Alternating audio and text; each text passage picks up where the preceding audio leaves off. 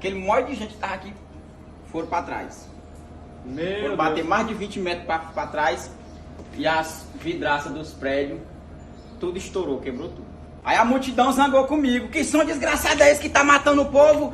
Vamos que bateu. Eu falei, epa, o prefeito seu assinou, ele que mandou atirar o som todinho. Peguei, baixei, bati a tampa aqui, fui embora. A Ivete Sangalo caiu com as 6 bailarinas que estavam dançando em riba do meu carro. Em 2 tem uns pisão que ela pisou sambando em riba do meu carro, tá afundado até hoje. E a banda? A banda tava tocando aqui dentro.